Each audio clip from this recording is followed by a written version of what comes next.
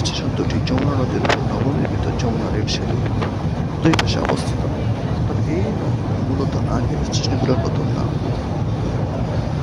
যমুনা সেতুর পূর্ব প্রান্তে টাঙ্গাইল জেলায় অবস্থিত যমুনা সেতু পূর্ব রেলওয়ে স্টেশনের নাম পরিবর্তন করে এখন ইব্রাহিমাবাদ রাখা হয়েছে। যমুনা সেতুর পশ্চিম প্রান্তে সিরাজগঞ্জ জেলায় অবস্থিত যমুনা সেতু পশ্চিম রেলওয়ে স্টেশনের নাম পরিবর্তন করে রাখা হয়েছে Saidabad rail station. Ibrahimabad Jamuna rail সেতুর পূর্ব পাশে টাঙ্গাইল প্রান্ত, আর সয়দাবাদ যমুনা রেল সেতুর পশ্চিম পাশে সিরাজগঞ্জ প্রান্ত। 2025 সালের 18 মার্চ আনুষ্ঠানিকভাবে দেশের দীর্ঘতম এই রেল সেতুটি উদ্বোধন করা হয়। উদ্বোধনী বিশেষ ট্রেনটি ইব্রাহিমাবাদ স্টেশন থেকে যাত্রা শুরু করে সয়দাবাদ স্টেশনে পৌঁছানোর মাধ্যমে সেতুতে রেলের যাত্রা চলাচল শুরু করে। এই নতুন ডেডিকেটেড দ্রুতগামী রেল সেতুটি চালু হওয়ার ফলে ট্রেনগুলো এখন অনেক দ্রুত গতিতে প্রায় 120 কিলোমিটার/ঘন্টা গতিতে যমুনা নদী পার হতে পারছে, যা আগে যমুনা বহুমুখী সেতুর উপর দিয়ে যাওয়ার সময় অনেক দীর্ঘ চলতে হতো। এতে ঢাকা ও উত্তর পশ্চিমাঞ্চলের মধ্যে যাতায়াতের সময় অনেক কমে এসেছে।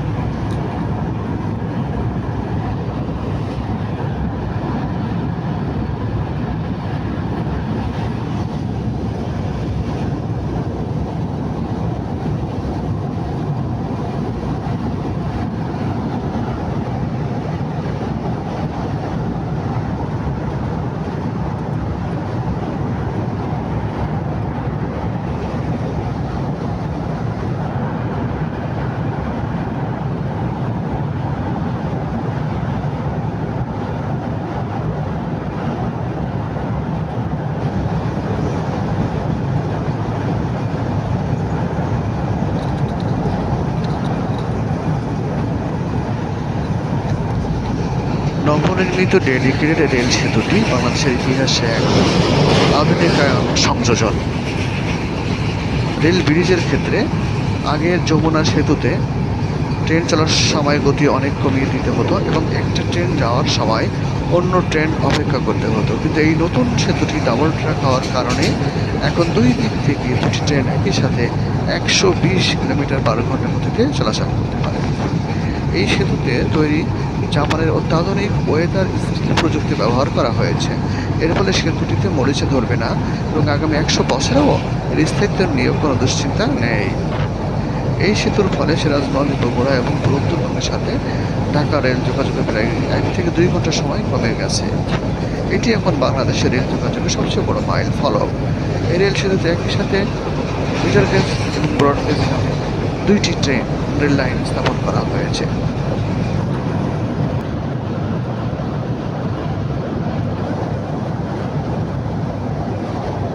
নদীর বুকে নীল হ্রদ, নীল জলের এক অপূর্ব সমন্বয়, অদ্ভুত সুন্দর।